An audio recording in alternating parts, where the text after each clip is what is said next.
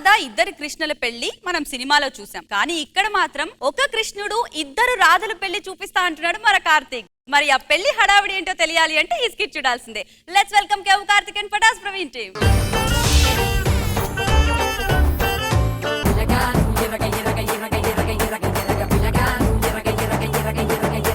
నీకోసం నా walking style మార్చా, నా డ్రెస్సింగ్ స్టైల్ మార్చా, నా హెయిర్ స్టైల్ మార్చా. ఇంకేం కావాలి? కొంచెం హెయిర్ కటింగ్ కూడా చేపించుకుంటే బాగుండు. నువ్వు మొన్న మా ఇంటికి వచ్చావు గుర్తుందా?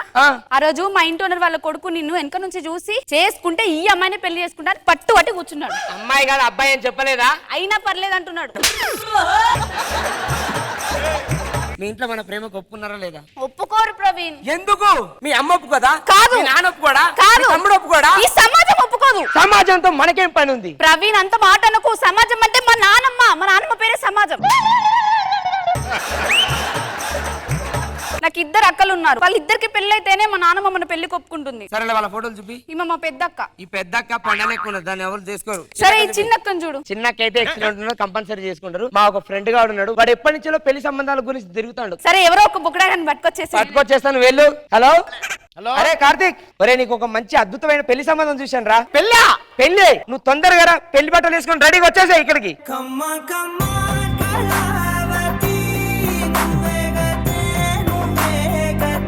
అరే ప్రవీణ్, పెళ్లి అన్నావు, పెళ్లి కూతురు ఏది? పెళ్లి ఏది చెప్పురా.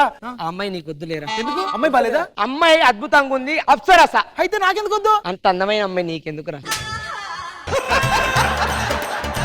నువ్వు ఫ్రెండ్ నా మీద ఒట్టే నాకు పెళ్లి చేస్తావు లేదా? సరేరా, ఒట్టేసినావు కాబట్టి కంపల్సరీ నీకే చేస్తా. తొందరగా మీ అక్కని తీసుకొని వచ్చాయి. కళ్యాణం గమనీయం ఒకటయ్యే వేళనా వైభోగం.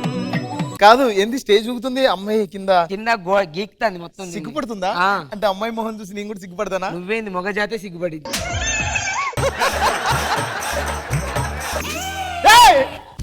ఏంట్రా ఇలా ఉంది? ఈమె తోడు పెళ్లి కూతురు. నేను పెళ్లి కూతురు. అక్కడ చిన్నప్పటి నుంచి కూడా నేను సైకిల్ తొక్కాను అనుకో, అది చూసి మా చెల్లి సైకిల్ తొక్కడం నేర్చుకుండేది. అర్థమైందా? అలానే ఇప్పుడు నేను పెళ్లి కూతురుగా నేను ఏం చేస్తే మా చెల్లి కూడా అదే చేస్తుంది. ఈ బంపర్ ఆఫర్ కూడానా ఉంది నీకే. ఈవిడెవరు? మా సెట్రో. నీకు మరదలైతుంది. అవునా? అంత దూరం పోకు. ఎందుకు? మేము చాలా దూరం పోయాం. ఇప్పుడు పంతులు కావాలి కదరా. పంతులే కదరా.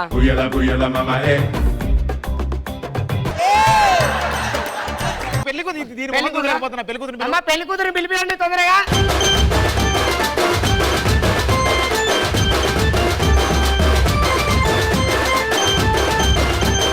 బాబు వాళ్ళ డాన్స్ ఎలా ఉంది? పెళ్లి కూతురు డాన్స్ కీర్తి సురేష్ లా ఉంది. ఆమె డాన్స్ ఎవడన్నా చచ్చి కీర్తి సురేష్ అయితే ఆమె ముందు డాన్స్ ఎత్తారు కదా.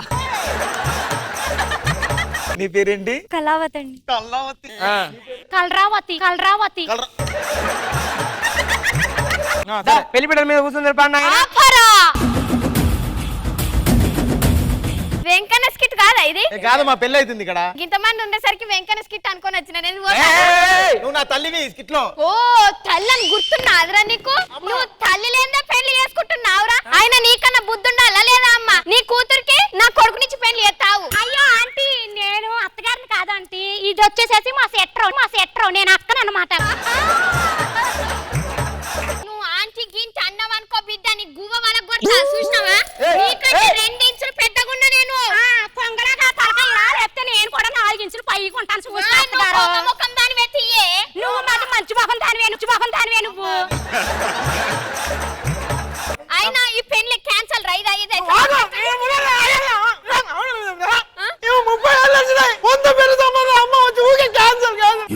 నువ్వు? ఇంత టాలెంటెడ్ ఉన్నావు.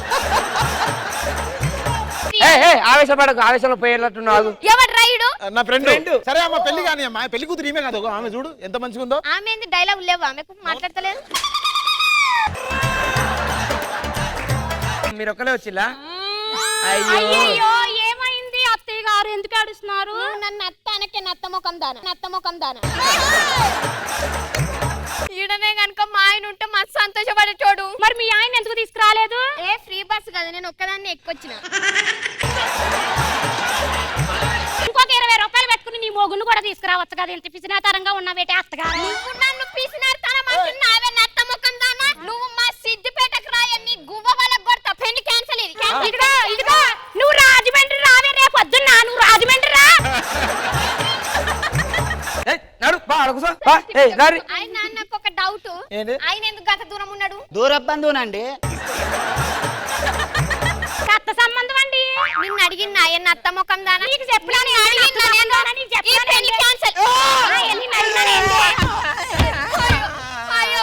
నా కొడుకు నేర్పిస్తున్నావు కదా నేను.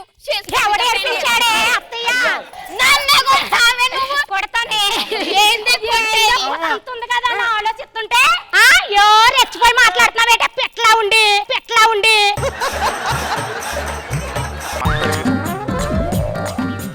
అయ్యో బిడ్డ పెళ్లి చేసుకుందు దాన్ని ఓవర్ యాక్షన్ చేయకు. అమ్మ అట్రామ్మా. ఏయ్ నువ్వేందా ఈడ కూర్చున్నావు? నువ్వు లేవు, అది కూర్చోవాలి. అత్తయ్య గారు చిన్నప్పటి నుంచి కూడా నేను ఏమైనా చేస్తేనే అది చేస్తా, లేకపోతే చెయ్యదు. నాయనా తాళి కట్టేటప్పుడు ఎప్పుడైనా పెళ్లి కొడుకు చూడొద్దు పెళ్లి పిల్లని. చూసినావు అనుకో కళ్ళు పేలిపోతాయి ఇక్కడనే. నీ జాతకంలో అట్లున్నది. మరి మీ అమ్మ కూడా చూడొద్దు. మీ అమ్మ అయితే పుట్టుకునే ఇక్కడనే చనిపోతుంది. నువ్వు ఆమెను కూర్చోబెట్టి ఫస్ట్. ఓకే నువ్వులే.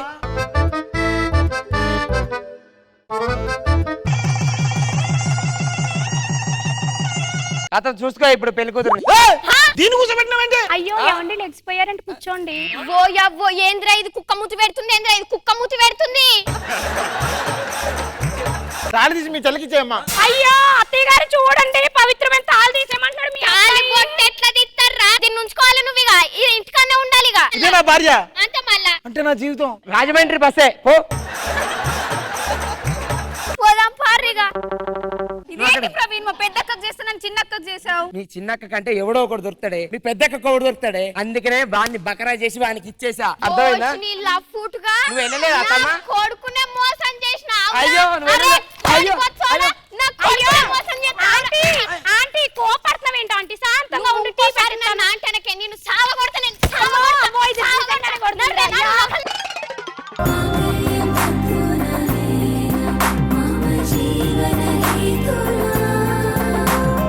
ఇంద్రజమ్మ ఎలా అనిపించింది? ఉరుములకి మెరుపులు తోడైనట్టు శ్రీదేవియే మేము ఏదో ఒక ఇదని అనుకుంటే ప్రార్థని ఒకటి రాగానే ఈ స్టేజ్ ని ఒక ఊపేశారు అంతే. ప్రార్థని అంత చిన్న ఆకారం నుంచి ఎలా వస్తుంది, ఆ సౌండ్ ఎలా వస్తుంది? I'm telling you no you are prodigy, child prodigy. And as usual Sridevi గారు దంచేశారు. Thank you madam, thank you. Very nice దుమ్ము రేపారండి అంతే. కృష్ణ భగవాన్ సార్, అది ప్రార్థన రాగానే శ్రీదేవి వాళ్ళిద్దరు ఫైట్ ఎలా ఉంటుంది అనుకున్నాను. నిజంగా ప్రార్థన ఉందని తెలియదు నాకు. వాళ్ళ కాంబినేషన్ నిజంగా సూపర్, చాలా బాగా చేశారు.